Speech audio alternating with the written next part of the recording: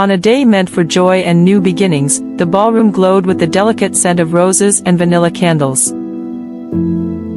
Emma Dawson stood at the entrance in her ivory gown, her heart pounding as she clutched her bouquet. The gentle murmur of anticipation filled the air while a string quartet played softly, setting the stage for what everyone believed would be the happiest moment of her life. But as the first notes faded, a sudden darkness swept the room, shattering the perfect calm. In that breathless moment, a voice, deep, familiar, and haunting, cut through the silence. "Emma, is that really you?"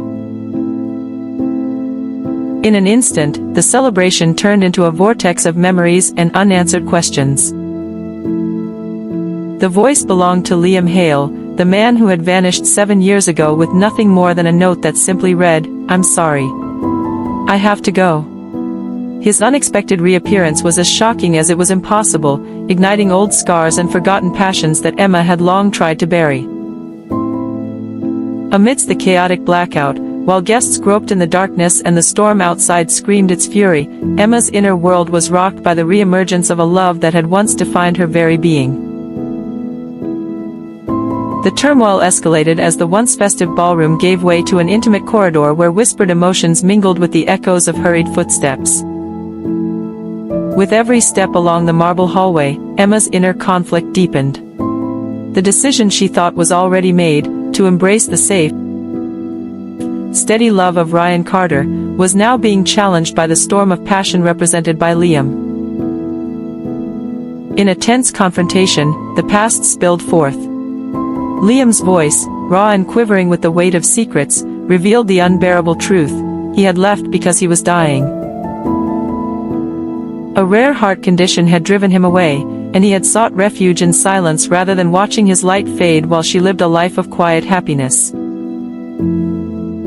Caught between bitter recollections and the reality before her, Emma felt the weight of years of suppressed emotions crashing down.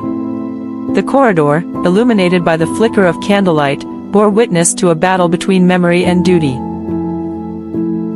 Ryan's voice, calling her name from the far end of the hall, was a reminder of the dependable love that awaited her.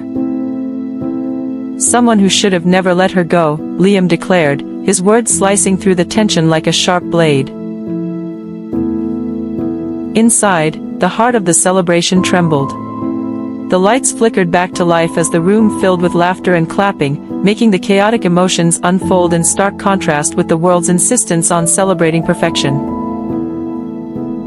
Unable to bear the charade of normality, Emma escaped to the balcony where the storm raged as fiercely as the turmoil within.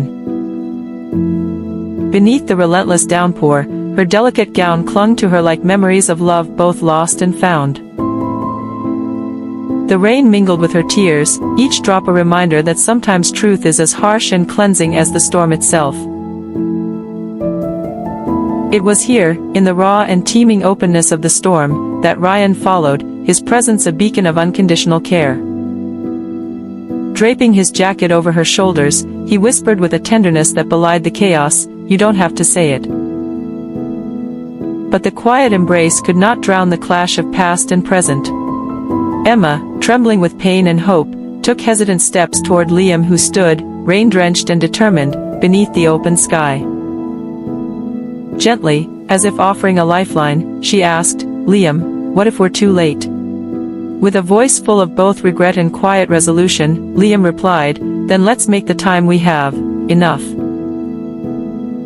In that charged moment, as their lips met against the backdrop of a calmed storm and flickering lights, the truth of love was laid bare. As the rain whispered its final lullaby on the balcony, the echoes of that union carried one compelling truth: because love, real love, doesn't fear storms. It survives them. Experience the journey of love and renewal.